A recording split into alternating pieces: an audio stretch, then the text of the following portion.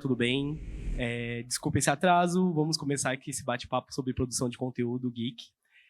Meu nome é Thiago Carneiro, sou do Afronerd e eu vou mediar esse bate-papo com essas pessoas incríveis. Então, primeiramente, eu acho que nada mais justo do que eles poderem se apresentar e falar um pouquinho também sobre as suas páginas ou canais, enfim. E aí a gente pode depois entrar aí nos assuntos e a gente começar a debater alguns temas interessantes da pauta. Então, vamos começar aqui com a Carol. Perfeito. Obrigada pela introdução, Thiago. Que isso. Ainda bem que você atrasou, porque eu estava um pouquinho nervosa e não ia saber como começar, ia gaguejar. Mas meu nome é Carol, como o Thiago bem colocou. Eu sou uma pessoa trans de gênero fluido, mas eu prefiro os pronomes femininos. Já tem aí uns 2 anos que eu iniciei a minha jornada no TikTok. Não era um negócio com a pretensão de crescer, de fazer conteúdo geek, mas as pessoas começaram a achar o perfil, começaram a se identificar. E o perfil foi crescendo. Hoje eu estou aqui no TikTok, no Twitter, sempre trazendo alguns fios com conteúdos geeks, do dia a dia, falando de vivência trans, e sempre a vivência nerd, porque infelizmente eu tenho esse defeito, eu sou bem nerd. Então, pode ir, Marcel.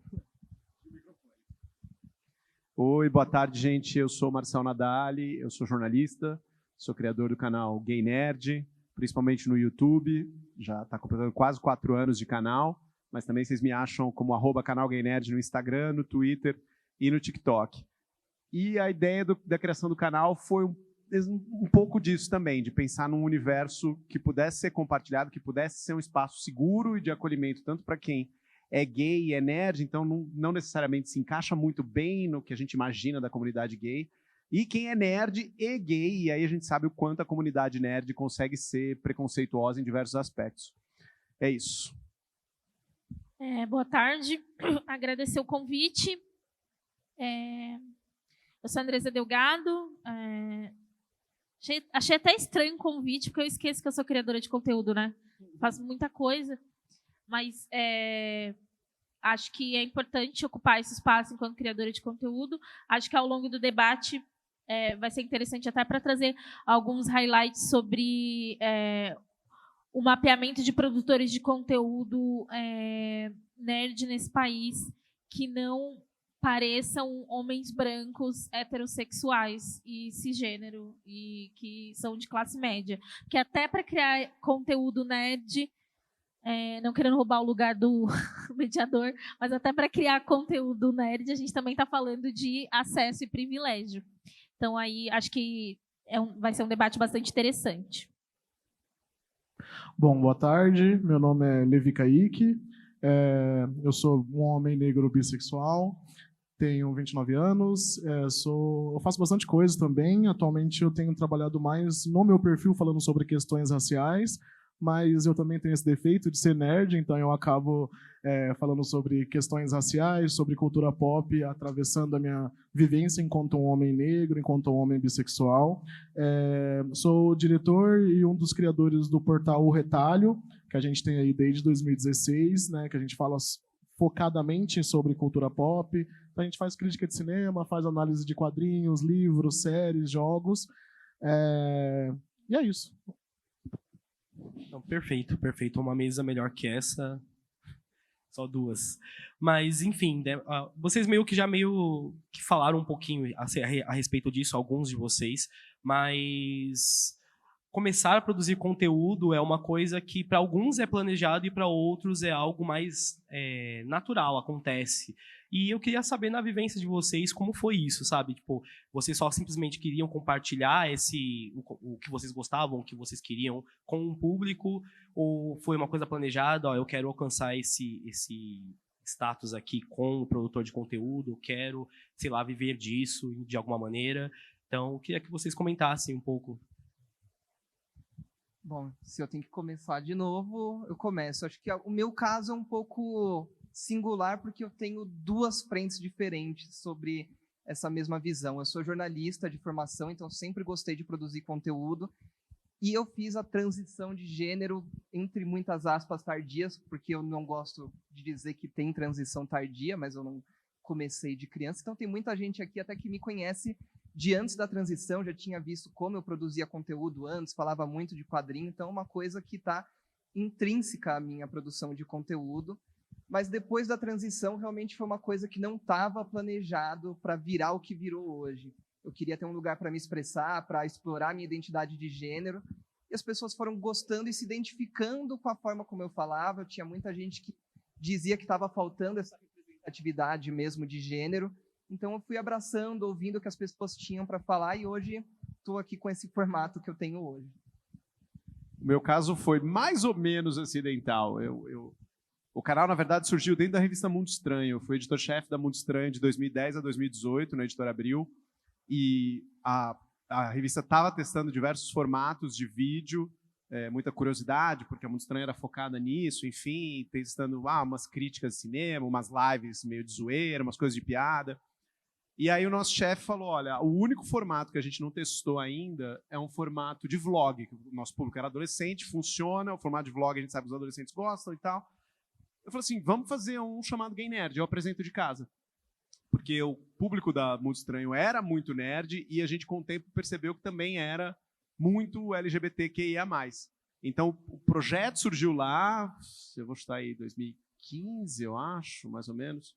E aí, em 2018, a Abril entrou em recuperação judicial, fechou, sei lá, 15 revistas de uma vez, incluindo a Mundo Estranho. E no meio do turbilhão que foi essa história toda, todo mundo super triste, o que eu mais recebi de mensagem na época foi: você tem que continuar o Gay Nerd por conta própria. E aí eu continuei, de fato, comecei, na verdade, fiz um canal novo, né? O da Mundo Estranho está lá ainda. Fiz um canal novo, começando do zero em 2018 ali, e tenho tocado desde então. Então, assim, o momento de dizer que decidi virar só criador de conteúdo, eu acho que eu talvez deveria dizer que foi em dezembro agora, que quando eu saí do meu outro emprego, eu fui parar no UOL, trabalhei 1 ano e meio no UOL, e saí do UOL pensando, não quero mais trabalhar, eu quero me dedicar ao canal e ganhar dinheiro com o canal e fazer minha vida com o canal, que é o que eu gosto de fazer. Para escolher. Cara, essa coisa da criação de conteúdo na minha vida, ela sempre foi uma parada, tipo... Eu sempre gostei de escrever na internet. Eu comecei escrevendo na revista Capitolina, que era uma revista adolescente. Nossa, adolescente já faz tempo, hein, menina? Já tô com 27 anos. E eu comecei a escrever para outras adolescentes, então era uma iniciativa muito legal, porque era mais de 50 meninas escrevendo de vários lugares do Brasil, inclusive de outros lugares do país. Então, era esse match de ilustradoras com as meninas que queriam escrever, inclusive nomes que vocês veem hoje, tipo a Maria Clara, que é uma das referências nessa discussão da questão transgênero e pedagogia, começou na Capitolina, assim. Então foi um espaço muito importante. Ao mesmo tempo, eu também escrevia no Blogueiras Negras, que é o maior site da América Latina de mulheres negras.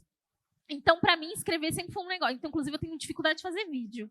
Tenho uma dificuldade de fazer vídeo. E aí, Andressa, mas você tem um podcast em vídeo. Sim, mas eu tenho dificuldade.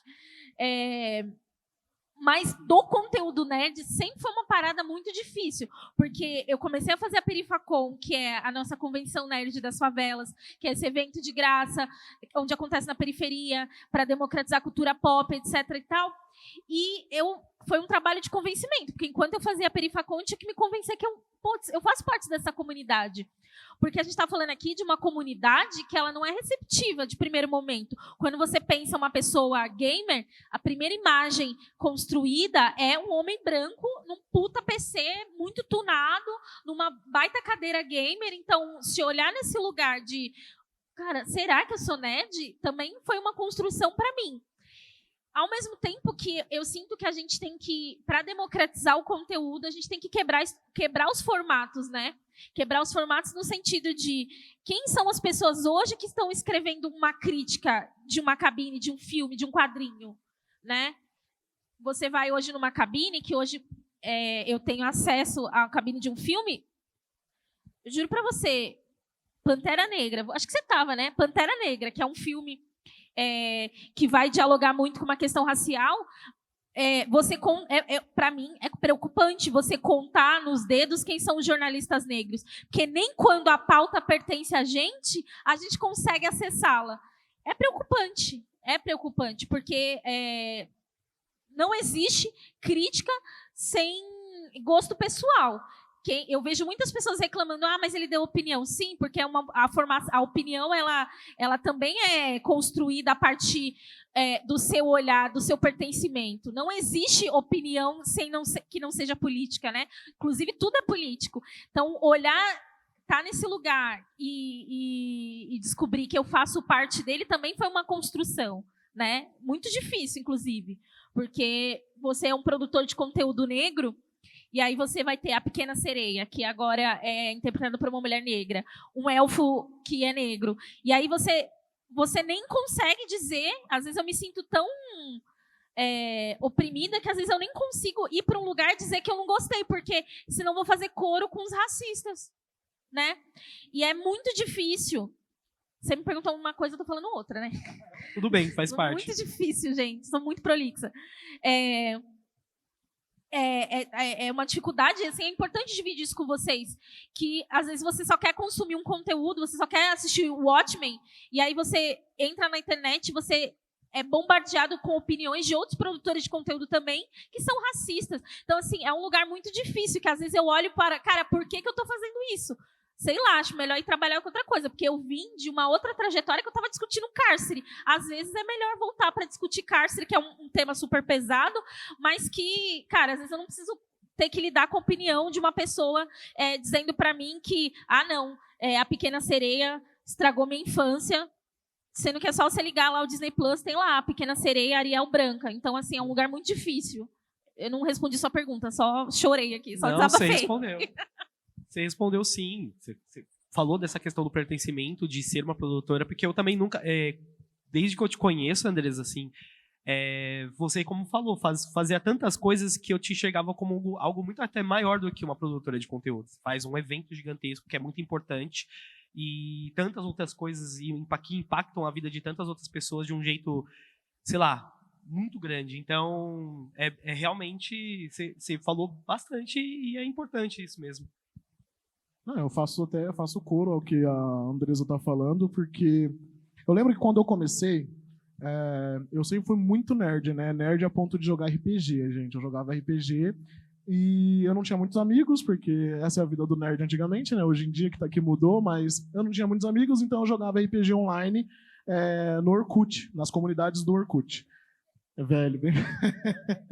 E lá a gente construía tudo, né? Fazia todo o universo, a gente criou toda uma história para o nosso RPG e tal. E quando o Orkut acabou, a gente ficou meio sem ter uma plataforma para a gente poder construir as nossas histórias.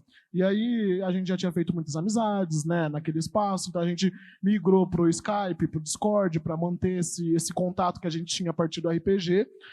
E aí a gente sempre compartilhou, né? Eu gostei do filme tal, não gostei disso, gostei daquilo. Sempre foi uma coisa muito natural entre nós.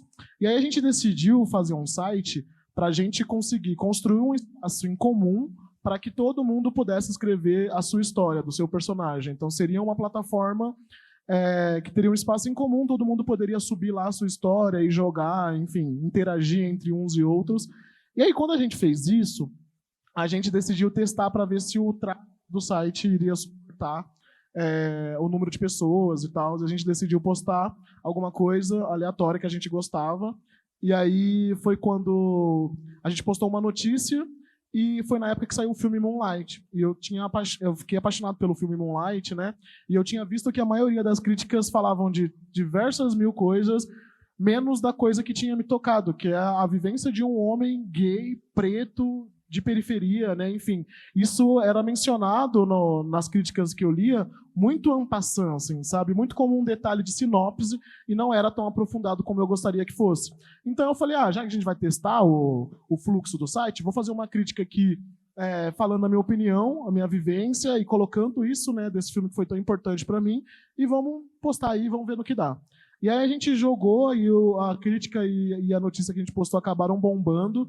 E aí a gente foi convidado para... Na época estava o Quentin Tarantino estava vindo para o Brasil para poder fazer divulgação do filme Os Oito Odiados. Ainda não estava pronto o filme, era uma versão de pré, assim, então você assistiu, eu lembro que eu assisti o filme, tinha várias partes que ainda estavam verdes, azul, ainda com tela verde, tela azul. Mas como o Quentin Tarantino estava no Brasil, eles passaram e o estúdio me convidou para poder ir assistir.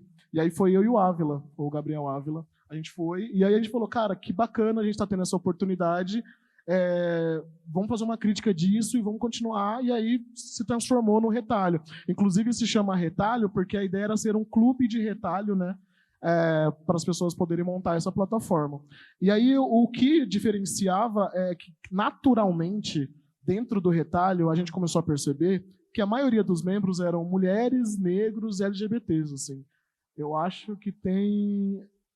Não tem nenhuma pessoa branca no Retalho. E a maioria é negro, LGBT, mulheres, e a gente colocava isso nas nossas críticas, e naquela época era muito difícil, né? A gente falar com isso e aí lá vem o mimimi, né? Já vem falar, meter política onde não tem que colocar política. E o filme não tem nada a ver com isso. Enfim, a gente sempre teve que lidar muito com isso. E aí eu cresci um pouco nesse contexto meio tóxico das redes sociais como produtor de conteúdo, e isso acabou me empurrando também para entender mais sobre questões raciais e questões de diversidade, LGBTQIA+, e tudo mais. E aí eu comecei a produzir conteúdo falando especificamente disso também nas minhas redes.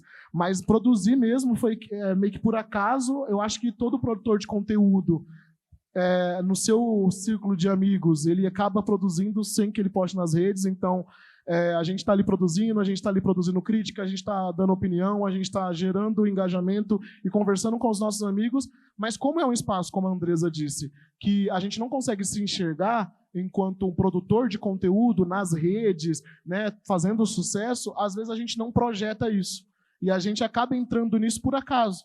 Né? Tendo apoio da nossa base de fãs, que em grande maioria preta, LGBT, né? e que fazem parte desses grupos que conseguem se identificar com a gente, levando o hate da galera que acha que a gente é o grupo do vitimismo e do mimimi, mas muito mais porque a gente não consegue projetar muito essa ideia de ser um produtor de conteúdo fazendo parte dessas minorias. Então a gente vai de uma maneira meio intrucada, tendo que lutar contra a síndrome do impostor, porque em diversos momentos, em diversos convites de cabines e coisas e tal, eu me questionava e falava, cara, o que eu estou fazendo aqui? Sabe, por que me convidaram? E aí você fala, não, cara, você é foda, olha o tanto que você produziu, olha o tanto de pessoas que você alcança, olha os debates que você consegue promover, mas isso porque a gente chega lá e não encontra pessoas parecidas com a gente, né? Aí a gente consegue se sentir um pouquinho pertencente àquele espaço quando por exemplo, uma cabine de imprensa de um filme do Pantera Negra, mas mesmo assim tem poucos negros como deveria, né? Aí a gente tem a cabine de um filme como o Aranha Verso, e a gente trazer e falar que ele é um homem negro, né, que é um jovem negro, e trazer, ainda assim gera essa resistência, porque hoje a gente tem produtos que não necessariamente deixam explícito essas questões. Quer dizer, né, deixa explícito sim, mas para a galera que é branca, hegemônica, não presta atenção, não assiste direito e acha que a gente está colocando militância onde não tem que ter. Então, é conflitante, é complicado, mas a gente está aí, né, nessa resistência, e querendo ou não, eu sinto que é uma coisa que eu não consigo parar de fazer. Em diversos momentos da minha trajetória nas redes sociais, eu falo, eu vou parar, esse povo é chato, meu Deus, né? Tipo, em alguns momentos assim que aconteceram coisas pesadas, como receber ameaças e pessoas tirarem foto da fachada da minha casa e me mandarem me ameaçando porque eu falei de algum filme que a pessoa não gostou e coisas do tipo, eu falo, não, eu vou parar, e aí quando eu vou ver, eu já tô lá produzindo de novo, já tô em cabine de novo, já tô em pré-estreia de novo, e já tô eu brigando de novo na internet, falando sobre os filmes favoritos e tudo mais. Então, é uma coisa que faz parte da gente enquanto nerd, e a gente vai entrando nisso e vai sendo empurrado o tempo todo.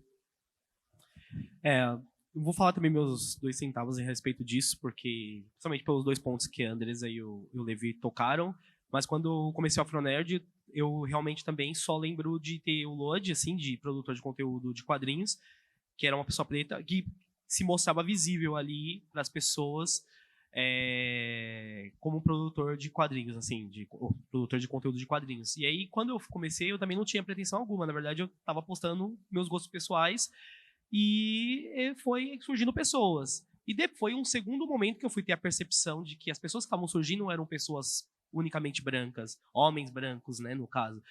E aquilo me marcou muito, porque eu fiquei pensando, esse lugar também não me pertence, né? Eu preciso pertencer a esse lugar de alguma maneira, eu preciso estar ali e mostrar que esse espaço também me pertence e nos pertence. Então a Afronerd começou a ganhar mais sentido, eu acredito que a partir desse meu momento assim enfim, de epifania a respeito disso.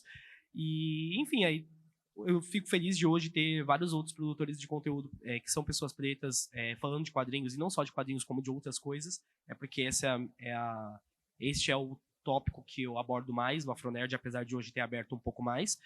E eu digo eu digo mais ainda, né? Tem muita gente que está produzindo, mas que não se mostra. Eu acho que essas pessoas precisam aparecer, porque eu entendo que existe um receio, né, do hate, do racismo e de todas as outras coisas que podem acontecer, como o próprio Levi, como eu citar, que já sofreu ameaças. Acredito que a Andresa também já tenha acontecido com ela e com vocês também. Mas se a gente não se mostra, a gente acaba não se mostrando representante daquilo, sabe? Eu acho. Pelo menos é uma visão que eu tenho. Então, toda vez que eu conheço algum produtor de conteúdo que é preto e ele não se mostra, ele mostra só o quadrinho, ele mostra só a voz, ele só fala no vídeo e tudo mais, eu comento com eles e falo assim, gente, se mostra, aparece no vídeo, mostra quem são vocês. É importante esse movimento. Enfim, quanto a isso, era minha contribuição. Eu acho que a gente entrou até em tópicos que eu ia perguntar depois, então eu vou puxar esses tópicos para vocês dois, e depois, se a Andresa e o Levi quiserem complementar também, vai ser legal de complementar. Que eu ia falar é que, tipo, todos nós aqui fazemos parte de um grupo que historicamente é oprimido, né? E isso vem também para a produção de conteúdo, vem para o ambiente digital. E aí eu ia realmente perguntar quais são os maiores desafios que vocês já enfrentaram com relação a isso, por pertencerem a minorias sociais, que eu não gosto muito desse termo, mas enfim, produzindo conteúdo e trazendo essas características que são nossas para o conteúdo, porque isso é intrínseco, não tem como a gente fugir disso, até como a própria Andresa citou em algum momento, a nossa vivência ela vai para o conteúdo. E eu queria saber, então, como que foi, assim, para enfrentar esses desafios, porque eu sei que eles existem. Eu comecei a notar, assim, aquela famosa perda de privilégios, assim, depois que eu comecei a me identificar como uma pessoa trans, dar cara a tapa, falar, oi, eu sou a Carol, vou falar sobre conteúdo geek. Porque antes, como eu falei, eu já falava de quadrinhos, já conhecia o seu trabalho, né? Eu tinha ali uma certa figura carimbada no meio dos quadrinhos, tinha ganhado um HQ Mix, alguma coisa, então dei 2 passos para trás, para focar em mim, focar na minha vivência, no que eu estava me transformando, para depois voltar. E quando eu voltei, eu fui percebendo que a galera já não levava mais a sério tanto que as coisas que eu falava. Às vezes eu falava coisa óbvia. Teve uma vez muito clássica que eu falei de uma cena do Jurassic Park, uma cena do cinto, famosa, expliquei o que significava a cena. Steven Spielberg confirma tudo dessa cena, mas o pessoal vinha me questionar, mas de onde você tirou isso? Você está inventando, quer colocar lacração em tudo. E era uma coisa que eu tenho certeza que se eu tivesse falado 3 anos atrás, ninguém teria questionado, sabe? É uma coisa que hoje em dia eu tenho que provar sempre, todo dia, que eu tenho certeza do que eu estou falando, que o que eu estou falando tem um embasamento por trás, que eu tenho fonte, que tem gente ali aprovando que é uma informação certa, segura, né? Por mais que eu faça isso, às vezes ainda é um desafio que eu tenho que passar todos os dias. Isso é uma coisa que eu tenho aprendido a lidar, é um pouquinho difícil, mas para mim essa questão me dói mais até do que o hate, porque o hate, no final das contas, geralmente é um cara com perfil de anime, né? Desculpa, o Naruto me xingando no Twitter não vai me ofender tanto, assim. Agora vem uma pessoa ali que tem nome, CPF e tudo, e fala, olha, não acredito no que você fala, isso me dá uma magoada, isso me machuca um pouco, porque é uma coisa que eu não vivia antes e que eu sei que eu vou ter que viver isso para sempre agora. Eu acho que da minha parte eu venho de uma posição um pouco mais privilegiada, porque por ser um homem cisgênero e branco, e mesmo como a minha formação toda foi no jornalismo, eu trabalhei a vida inteira com jornalismo cultural. Então, havia o próprio mercado de jornalismo, eu posso dizer, por exemplo, na Abril, eu lembro disso, assim, meu andar na Abril, eu trabalhava com várias pessoas LGBTQIA+, mas tinha um negro no meu andar inteiro, um negro só. Então, nesse aspecto, eu acho que do ponto de vista de dificuldades por ser gay, foram muito pequenas. O que eu entendo hoje, da minha parte, da parte do Gay Nerd, quem mais dificulta essa questão toda são as plataformas. Entendeu? Assim, o meu canal, por exemplo, se você digita gay, você pode ser um seguidor do canal, pode vir todos os dias, 2 vezes por semana lá, porque eu tenho vídeo 2 vezes por semana, assistir o canal, não sei se você entrar na busca do YouTube digitar gay, ele não te dá um autocomplete, ele não te sugere gay nerd, ele não te sugere mais nada. Porque isso é uma política do Google, que isso também vale para o Google, o buscador Google, e o YouTube pertence ao Google, que se você está procurando alguma coisa gay, ele não vai te dar um autocomplete porque ele não quer denunciar você para outras pessoas que estão usando computador, ou enfim, histórico, uma série de questões de proteção do usuário. Só que, por outro lado, é isso, né? A gente continua com essa pecha de que ser gay ou ser LGBT no geral é uma coisa ruim, uma coisa negativa. Eu tenho históricos de vídeos meus que são barrados e você vai conversar com o YouTube diz, então, feriu a política de comunidade. Mas qual política? Assim, qual é o trecho? O que eu falei? Eu fiz um vídeo recentemente que foram as séries gays que você perdeu de 2022. Fazendo tipo um recap de séries gays legais que tinham estreado em 2022 que eu não tinha falado no canal ainda. O vídeo estava performando super bem, chegou, sei lá, 15 dias, falou assim, então, a gente vai suspender, ninguém consegue mais encontrar o vídeo, só se você tiver o link, porque ele está ferindo as políticas. Eu comecei uma longa conversa com eles, por que está ferindo a política? E assim, não tinha nenhuma cena de sexo, tinha 2 homens sem camisa, 2 homens numa cama, separados, tipo assim, um do lado do outro na cama, nada. E assim, eram trechos das séries, trechos de trailer, então tudo cena pequena, não era cena longa. No máximo, eu falei de American Horror Story New York do ano passado, que é uma série, é uma antologia, a edição do ano passado era sobre Nova York, era sobre o começo da epidemia de AIDS, e todo o elenco, todos os roteiristas, todo mundo era LGBTQIA+, enfim. E aí tinha uma ou outra cena, um cara com facão, sangue, mas ninguém matando ninguém. Ninguém no YouTube conseguiu me explicar por que o vídeo foi suspenso, e ele está suspenso até hoje. Então, acho que tem uma questão também das próprias plataformas de não estarem preparadas para ajudar. A gente sabe disso, assim, o quanto que se eu colocar numa chamada minha gay, a chance deles boicotarem isso de alguma maneira é muito maior do que alguém falando sobre cloroquina, entendeu? Ou alguém sendo racista no título do vídeo, ou enfim. Então, as próprias plataformas também não estão preparadas, por mais que elas se digam acolhedoras e receptivas para a comunidade, para todas as minorias, elas não estão preparadas também. Bom, eu acho que tive dois grandes desafios, assim, né? O primeiro na questão da monetização, porque é difícil de você ser reconhecido pelas marcas, você ser reconhecido pelos estúdios, você ser reconhecido como um produtor de conteúdo. Parece que, enquanto uma pessoa negra, a gente só está disponível para trabalho pago em novembro, e muitos dos convites ainda são para fazer de graça, né? Então, o primeiro desafio foi muito esse, assim, de você ver produtores de conteúdo, porque sempre que você questiona, por que... Teste, aí, voltou. Por que não eu? Aí sempre fala assim, não, mas é porque você não tem números. Aí eu fui lá e conquistei números. Não, é porque você não tem isso. É quando você vai ver, o problema é você. É você ser uma pessoa negra falando sobre aqueles temas, não é nada mais, porque tudo que eles colocam como empecilho e você consegue superar, eles mudam a régua, né? Eles mudam a linha de chegada. Quando você chega lá, eles mudam a linha de chegada e dificultam ainda mais. Então, foi uma luta muito grande de conseguir ter o reconhecimento de marcas, de lembrar as marcas que eu também falo de cultura pop, que eu não falo só de racismo, que quando eu estou falando sobre um filme, eu também posso falar de filme bobo, de filme simples. Não é só porque tem pessoa negra no filme que eu vou comentar. Eu comento sobre todos os filmes, eu assisto sobre tudo. Então, esse foi um desafio que eu tive e ainda tenho até hoje. Eu ainda tenho até hoje esse desafio, né, de convencer as marcas disso. Eu tenho conseguido avançar, tenho fechado parceria com marcas grandes, né, e tá rolando bacana. Mas é difícil, às vezes a marca vem com essa intenção de falar assim, Levi, tem um filme negro aqui para você divulgar. Eu falo, tá, mas tem aquele outro ali, eu quero divulgar aquele outro, não é esse aqui, entendeu? Vamos falar daquele outro e tal. Não, mas é que combina mais com o perfil. E aí a gente tem que sempre bater de frente com isso e tá lidando com isso.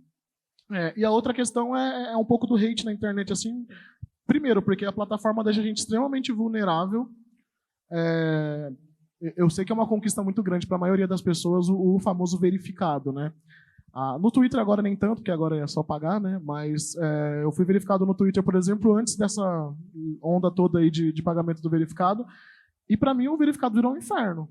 Colocou um alvo nas minhas costas, assim. Tudo que eu falava se tornava verdade absoluta na mente de algumas pessoas, que eu estava tentando impor alguma coisa, e aí virava todo um debate, semana sim, semana não, indo parar em página de fofoca, porque eu fiz um comentário aleatório e estava lá em página de fofoca, e aí você vai ler os comentários, mas tinha que ser esse menino, porque, sabe, um monte de racismo, de um monte de gente sendo homofóbica, né? A questão da invisibilidade bi, né? De falar, esse viadinho, então, pô, se eu fosse viadinho, tudo bem, mas eu não sou viadinho, eu sou um homem bissexual, sabe? Então, ter que se impor o tempo todo com relação a isso é complicado. E isso vai extrapolando, né? Como eu disse, eu já cheguei até a receber ameaça de morte. Assim, uma pessoa tirou print da minha fachada. Depois eu descobri que era print, né? Mas mandou uma foto da minha fachada e falou que ia me pegar em casa.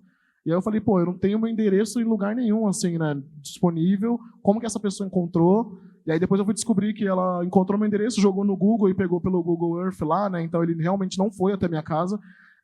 Mas eu entrei na justiça e tudo mais, descobri que era um menino de 15 anos lá do Paraná, querendo fazer graça, mas isso assusta, né? Essa exposição que a gente está assusta, tudo que a gente fala se torna um problema, às vezes a gente quer comentar sobre alguma coisa, às vezes a gente quer desgostar de alguma coisa, a gente não pode desgostar, como a Andresa disse, então se tem um personagem negro naquele filme, se tem um personagem LGBT naquele filme, e eu falo que eu não gostei, depois eu fico triste porque as pessoas vão tentar usar a minha opinião para validar os preconceitos dela, mesmo que a minha opinião seja de não ter gostado, mas não foi pelos mesmos motivos daquela pessoa. Então, às vezes, olha, eu não gostei daquele personagem por conta da construção, por conta, né, foi raso, tudo mais. Aí a pessoa que não gostou porque ele é negro e gay vai usar o meu argumento para tentar validar. Então, eles ficam usando a nossa posição nas redes sociais para validar o preconceito deles, e quando eles não conseguem fazer isso, a nossa opinião não importa mais, não é mais válida, a gente é só mimizento e a gente não tem relevância. Então a gente tem que lidar um pouco com isso, porque uma hora eu sou autoridade máxima na questão. Não, se o Levi gostou de Aranhaverso, então quer dizer que o filme é bom, porque eu falei bem do filme. Outra hora eu falei mal do filme, não, mas quem que é isso aí? Ninguém sabe quem é. Então, a gente tem que ficar lidando com isso. E eu vejo que essa validação e desvalidação se conecta muito com o meu tom de pele, com o fato de eu ser uma pessoa LGBT. Porque esse de cara, parece que é só uma validação e uma invalidação que todo mundo passa nas redes sociais, que eu vejo todo mundo passando, mas quando a gente aprofunda e vai ler os comentários e vai aprofundar no porquê que eles estão dando hate, aparece lá a pessoa me xingando, me chamando de macaco, mandando fotos no meu privado, me ofendendo de alguma forma, e sempre nesses teores. Então, a gente cuidar um pouco da questão da saúde mental nesse momento é muito importante, porque esses ataques vêm de tudo quanto é lado, né? Então, acho que foram esses dois desafios, assim, né? Lidar com as marcas, para me reconhecer enquanto produtor de conteúdo, para além de um ativista, de um militante cyberativista antirracista, e lidar com o hate nas redes sociais e essa superexposição que deixa pessoas negras, deixa mulheres cada vez mais vulneráveis. Às vezes eu vejo algumas pessoas brancas falando alguma coisa, e aí quando sou eu que falo, a Andresa ou o Load que está falando, toma uma proporção muito maior de hate do que quando é algum branco que está falando nas redes sociais, né? Então a gente tem que lidar com isso o tempo todo. Perfeito. Algumas das situações eu até já conhecia por ser amigo pessoal aí de quase todos vocês. E é igual a gente entrar num outro ponto que tem ligação, que é uma questão das polêmicas que a internet gera, né? Tipo, alguma coisa que viraliza de uma maneira polêmica. E a gente sabe que quando você é um produtor de conteúdo já com engajamento alto, os seus seguidores, eles esperam um posicionamento de vocês perante aquele assunto, aquela situação, enfim. E eu queria saber de vocês o que vocês acham disso, assim. Se posicionar é uma coisa que vocês julgam obrigatório dentro daquela situação como produtor de conteúdo, ou é uma coisa que não, ninguém deveria ser obrigado a se posicionar a nada? Enfim, eu sei que é uma coisa muito polêmica ao mesmo tempo, mas eu acho que é um assunto que é muito presente na vida do produtor de conteúdo, principalmente quando a gente está falando aqui de pessoas que trabalham com pautas sociais muito importantes. Alguém quer começar?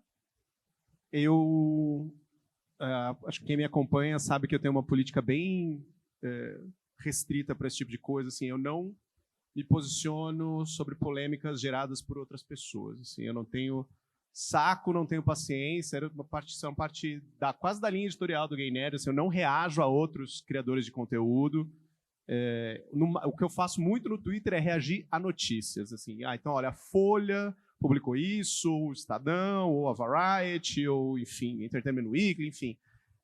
Eu não reajo a pessoas porque, assim, eu tenho uma percepção de quanto a gente dá atenção e o quanto a gente desvia um debate que deveria ser nosso, e aí falando como uma pessoa gay, deveria ser nosso, da comunidade LGBTQIA+, eu não quero dar atenção para a pessoa hétero que está contra aquilo. Então, assim, eu percebo, isso é da lógica de engajamento das redes sociais, né? Tudo que causa raiva e polêmica e discussão e debate viraliza muito mais. Então, acho que o meu canal até tem um problema de crescimento por causa disso, porque eu não me meto em polêmica, as pessoas não me veem batendo boca com ninguém.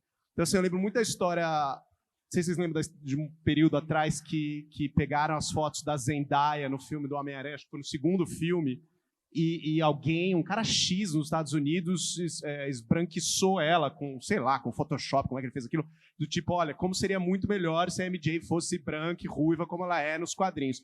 E aquilo viralizou loucamente, todo mundo falando, e não sei o que lá. E eu pensando que na mesma semana tinha saído o filme dela com o Malcolm e Marie na Netflix, e ninguém estava falando do filme dela. Então é um problema, assim, quando a gente deixa que esses caras sequestrem a pauta, vira isso, vira uma discussão sobre, então olha que absurdo que estão fazendo com a Zendaya, e de fato, absurdo, a gente tem que criticar e tudo mais, mas a gente perde a chance de falar de outras coisas, a gente perde a chance de falar, olha, a Zendaya é uma puta de uma atriz, entendeu? Tá aqui fazendo um papel adulto, você tá acostumado com ela vendo aí, viu ela na Disney, viu agora no Homem-Aranha, enfim, ela tem capacidade, ela tem range, entendeu? Então, eu não reajo a esse tipo de coisa, eu tenho uma restrição muito grande, eu não gosto, eu não tenho energia, eu não tenho saco para... Eu tenho 42 anos, assim, eu tenho outras coisas na minha vida pra fazer do que ficar batendo boca com gente que eu não conheço no Twitter, entendeu? Sabe? Então, é um pouco isso. Eu, como eu sou jornalista, eu tenho essa visão, assim, de que a gente, também como a Andresa falou, tudo que a gente faz é político, toda opinião é política. Então, acho que no dia a dia a gente se posiciona, a gente não precisa pegar uma polêmica específica e falar o que a gente achou daquele detalhe, porque quem acompanha a gente... mandei, gente, desculpa, quem me conhece sabe, né? Mas é isso, quem acompanha a gente tá sabendo qual que é, como que a gente vê a situação, o que a gente acha, né? A gente não precisa estar o momento inteiro sendo didático no beabá, porque a gente está trazendo as nossas pautas todo dia, está trazendo a nossa realidade, está trazendo a nossa visão, como você bem falou, às vezes aparece alguma coisa ali que se a gente for comentar, a gente só vai dar mais palco, né, pro cara falar besteira. Então, não adianta. De vez em quando eu recebo isso em DM, tipo assim, você viu que fulano falou isso e não sei o que lá. O que você acha disso? E eu respondo, o que você acha que eu responderia? Como é que você acha que eu me posicionaria? Eu acho que você seria contra. Então tá, você já sabe minha resposta. Eu não preciso. Só que as pessoas querem que você entre na discussão, entendeu? É uma coisa meio maluca de rede social. Você sabe como eu vou me posicionar, entendeu? Eu não vou falar, sim, que ótimo que o André Valadão falou que Deus odeia. Eu não preciso reagir ao André Valadão. André Valadão, o nome dele, acho que é, né? Não preciso reagir a ele, entendeu?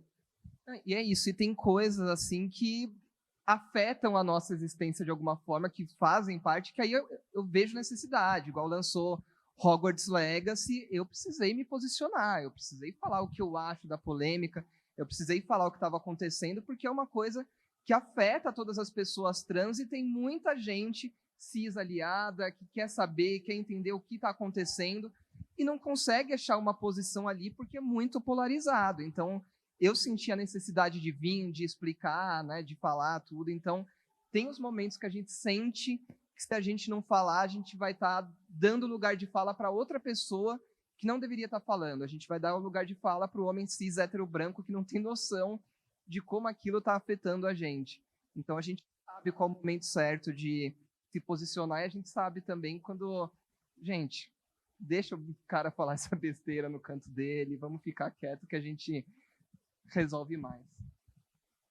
Eu acho que não existe resposta certa, porque envolve tem várias variantes aí, né? Eu acho que a gente precisa ser estratégico o tempo todo, mas eu sempre fico pensando que em determinadas polêmicas são sempre cobrados as pessoas os grupos minoritários, inclusive usando a questão da questão racial.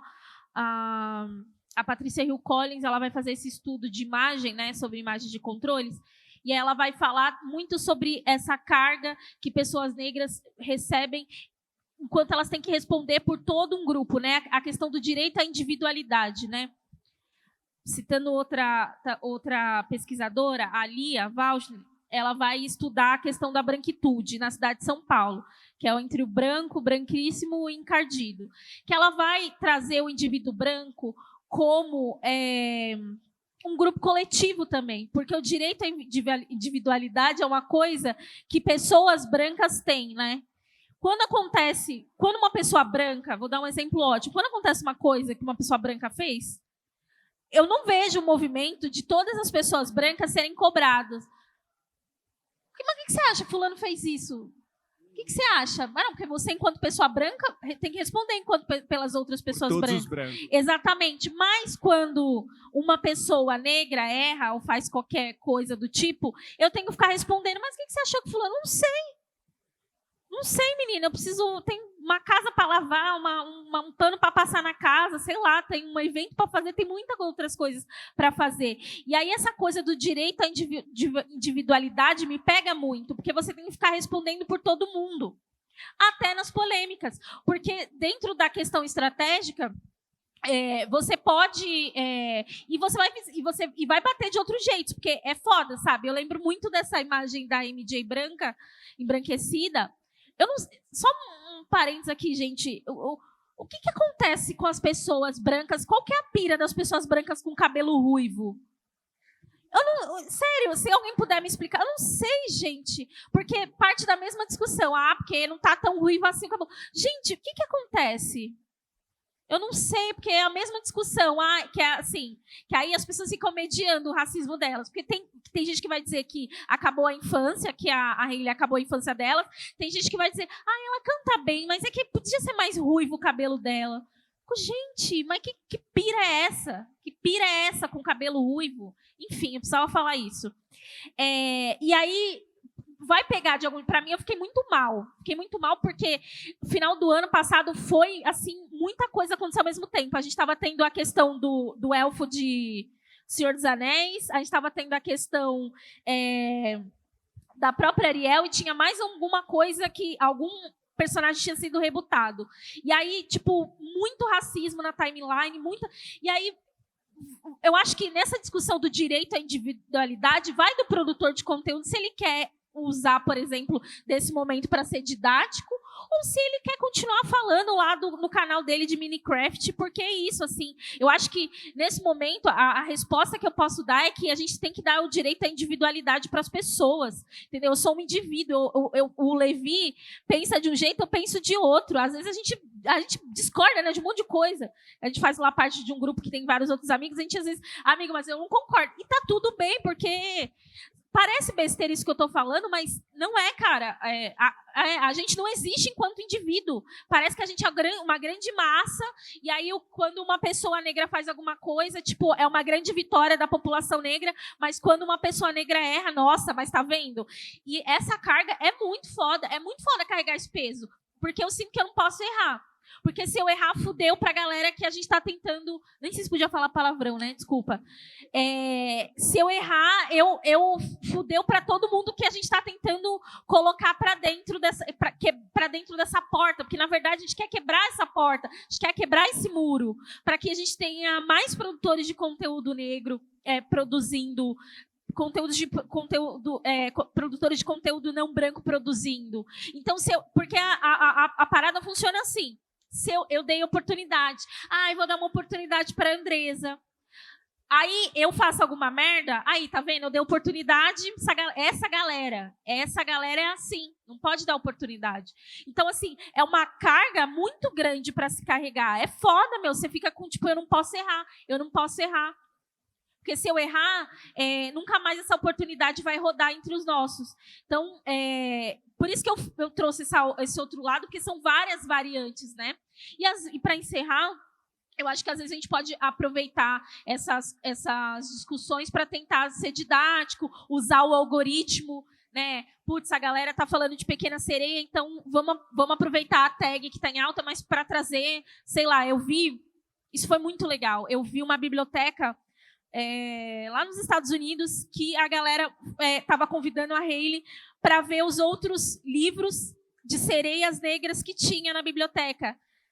A gente tem até a nossa amiga Katati, que ela tem uma biblioteca que só trabalha com títulos negros, ela também tem alguns outros títulos de sereias negras. Então, você usar essa coisa da sereia para poder catapultar outros escritores que também estão escrevendo sobre ficção. Gente, sereia não existe, então ela pode ser de qualquer cor. Então, assim, e de novo, parece besteira, tipo, não, gente, o que essa menina tá falando? O céu é azul, a água é líquida. Tipo, não, gente, a gente às vezes tá nesse nível de debate aqui, ó, que para mim ele é ruim. Ele é ruim porque eu não consigo nem dizer se a obra é boa ou não. Isso é frustrante, tá, gente? Isso é frustrante, porque eu não gostei de Senhor dos Anéis. Mas eu não consigo nem dizer que eu não gostei de Senhor dos Anéis. E eu falei, tipo, ó, achei que teve problemas, mas que eu ainda tô lá atrás debatendo que, tipo, então, meu brother, elfo não existe. É cansativo, né, gente? Eu acho que tem 2 acréscimos que eu faria também. Primeiro, como jornalista, assim, eu acompanho quadrinhos, pensando especificamente em quadrinhos, eu acompanho quadrinhos desde os 12 anos, faz 30 anos. Essa história, por exemplo, toda vez que surge um super-herói que... é super-herói que saiu do armário, ou super-herói é gay, é filho do Superman, é bi, não sei o quê. Toda vez, isso faz 20 anos que essa pauta existe, mais de 20 anos, né? Mas 20 anos essa pauta, sempre tem alguém que vai reclamar, gente. Então, assim, é uma pauta velha. Como jornalista, não me interessa mais, entendeu? Até porque para a indústria não interessa mais, entendeu? Não adianta os caras reclamarem, mas como o Superman é bissexual, agora como Lanterna Verde é gay, o Robin é gay, meu Deus, que absurdo. Cara, a indústria tá nem aí, os caras vão continuar fazendo isso nos próximos anos, isso não vai mudar. Então, assim, para que a gente está dando atenção para essas pessoas? E os outros pontos também é que, assim, tem algumas polêmicas que cobram posicionamento da gente, que, assim, nós não somos especialistas em tudo. Assim, teve um incidente envolvendo o Pedro do Põe na Roda no ano passado, quando o marido dele cometeu suicídio, enfim, foi uma situação terrivelmente triste, entendeu? Um momento de luto, e uma galera vindo conversar comigo, e aí, você vai falar sobre o Pedro? Eu não vou falar sobre o Pedro, entendeu? A vida dele é íntima, você não sei o que aconteceu. Por que ele se matou? Não faço ideia, cara. Que tipo de pergunta é essa? Então as pessoas também querem saber uns posicionamentos, que as pessoas precisam se acostumar, que a gente estando nas redes sociais, a gente não é especialista em tudo. A gente está falando de questões de crime, cara, às vezes a gente não sabe como é que foi o crime aconteceu, se foi um crime ou não. Então assim, a gente não tem todos os dados, a gente tem o direito de se reservar e falar, não sei, não estou acompanhando esse assunto, não sou especialista no assunto, não vamos falar. É até irresponsável, né? Falar sem saber. Insensível, né? Insensível. Eu acho que tem muito desse lado. Assim que eu comecei a crescer nas redes sociais, principalmente no Twitter, que eu comecei a ter uma projeção, o Yuri Marçal veio falar comigo, veio conversar comigo, e aí ele falou, cara, não comete o mesmo erro que eu, de comentar tudo que estão comentando nas redes, porque você não é o Felipe Neto. O Felipe Neto comentar todos os assuntos do Trending Topics todos os dias, para ele vira engajamento, para você vai virar hate. E eu fui observar isso e é realmente isso. Assim, se vocês forem olhar o conteúdo do Felipe Neto, todo dia ele está comentando todos os assuntos dos Trending Topics. Para a gente cair nessa armadilha, é muito fácil, porque é um engajamento que vem rápido ali, né? Tá todo mundo falando daquilo, todo mundo querendo a opinião para validar ou não. Eles não se importam com a sua opinião. Eles querem usar a sua persona para validar a opinião deles ou não. Então, se você concorda com eles, é o RT ali comentado com isso aí, divo sensato, falou povo, isso aí. Agora, se você fala alguma coisa que eles não concordam, quem que é esse e tal? Então, sempre cai nesse caminho. Então, tomar cuidado para não comentar tudo sobre tudo, porque é uma armadilha, que é um engajamento que te sobe muito rápido, mas também qualquer errinho que você cometer, enquanto uma pessoa preta LGBT, a rasteira vai vir e vai te derrubar tão rápido quanto te levantou. Mas existe um outro ponto também, que é justamente da gente usar algumas dessas situações de forma estratégica. Então, eu vejo muito, quando está acontecendo alguma polêmica com relação a alguma coisa, essas iniciativas de você trazer algum outro debate para poder falar. Sei lá, recentemente estavam se debatendo várias coisas lá com relação aos clipes da Anitta, hipersexualização e tal. Eu não falei da Anitta, eu falei sobre hipersexualização do homem negro, eu trouxe uma outra pauta, eu trouxe uma outra discussão, eu complementei o debate. Às vezes é difícil a gente entrar nesse debate, mas a gente complementa, a gente tenta conduzir o debate, porque o debate nas redes sociais ele é sempre raso. A gente está sempre discutindo algo que já foi discutido várias e várias vezes, e é tudo andando em círculos. Então, tá de repente todo mundo falando de aborto, casamento gay, racismo, aí volta para o outro, aí volta para o debate do aborto do mesmo jeito que debateu há 2 anos atrás. E o nosso papel enquanto produtor de conteúdo se essa discussão voltou, não vou ignorá-la. É um debate que está acontecendo. Mas vamos acrescentar, vamos conduzir ele de uma maneira diferente, vamos tentar introduzir novas informações para que as pessoas não fiquem discutindo o básico que a gente já discutiu diversas e diversas vezes. Então, quando vem debate sobre cotas, por exemplo, eu não quero discutir se você é a favor ou contra. Ela está aí, ela existe, não importa a sua opinião. Eu quero discutir os resultados que ela trouxe. A gente já tem mais de 10 anos de política de cotas implementadas e a gente está discutindo agora os resultados, como melhorar, como ampliar. Se você liga, se você é a favor de cotas ou não, eu não estou nem aí. O STF já colocou lá e é pronto e acabou. Então, quando vem, tudo agora é racismo. Eu não quero saber se você acha que é racismo ou não. Se o STF, se a nossa justiça, se o movimento negro já avançou nesse debate, a gente já pautou isso, a sua opinião quanto a isso, para mim, é irrisória. Então a gente começa a trazer outros adornos ao debate, trazer outras informações para poder a gente sair do raso e não continuar sempre falando sempre da mesma coisa. E tomar um cuidado também justamente com isso, porque eu lembro na época do Obama que qualquer coisa que o Obama fazia, vinham me perguntar, mas o que você achou lá do Obama lá? E aí, curioso, o Donald Trump fazendo merda a rodo e ninguém chegava para branco para perguntar o que você achou do Donald Trump. Recentemente a gente teve o caso do vilão da Marvel, do Kang, né? Um possível envolvimento dele com violência doméstica, com a ex-namorada dele, e um monte de gente vindo perguntar o que eu achava disso. Eu falei assim, cara, se nem os jornais americanos que estão noticiando têm um veredito, alguma coisa, tá na justiça, tem coisas a serem debatidas, eu é que não vou criticar esse homem publicamente para vocês bombardearem, porque é isso que querem, né? Que eu chegue e fale, não, ele fez errado, ele tá errado. Aí vão pegar, lá, o Levi é um cyberativista negro, ele falou mal, então eu também posso falar mal. E aí eles colocam dentro disso o racismo deles, né? Então, tomar um pouco de cuidado com isso, porque vai vir cobranças infundadas com relação a isso. E geralmente eles cobram as vítimas. Então, teve um caso muito emblemático que foi quando veio à tona o caso de racismo da Luísa Sonza. Eu fui atacado nas redes sociais porque eu não falei nada. E eu não falei nada porque eu estava trabalhando. Era um final de semana de festivais, eu tinha ido viajar, estava tranquilo. Provavelmente, se tivesse rolado, também não ia falar nada, porque eu não estou nem aí, sabe, por que ela está fazendo. E aí o pessoal, não, mas você não vai cobrar? Não, mas só porque ela é sua amiguinha, porque ela te segue, porque ela já comentou seu tweet, porque ela fez... E vem, ao invés de você falar, ela foi racista, o Levi é um homem negro, ele é parte do grupo que está sendo vitimizado por isso. Por que eu vou cobrar do negro um posicionamento? Por que ao invés de cobrar dele, eu não vou cobrar dela um posicionamento? Não, a cobrança vem sempre em cima da gente. Então, a gente está sempre sendo cobrado e a gente impor para os nossos seguidores, para as pessoas... Assim, para os nossos seguidores é tranquilo, eu tenho uma comunidade que é muito engajada e a galera super entende quando eu não quero comentar sobre algo, assim. Agora, o problema é as pessoas de fora, que são pessoas que estão ali esperando momentos específicos para estarem ali em cima de você, como o urubu em cima da carne seca. Então, essa galera de fora é complicada de lidar. Mas, de um modo geral, eu acho que eu tenho aprendido a lidar bem assim, com isso, sabe? Comento o que eu acho que eu tenho que comentar, tem coisas que eu não quero comentar, eu não comento mesmo. E aí a gente tem esse direito da individualidade, de tá todo mundo falando de uma coisa, mas eu quero falar que eu assisti uma série maravilhosa no final de semana e eu gostei da série, eu quero indicar para a galera. Eu não quero pautar a minha existência em todos os casos de racismo, todos os casos de LGBTfobia que acontecem no mundo, porque adoece, né? Então, quando aconteceu, por exemplo, o assassinato de George Floyd, eu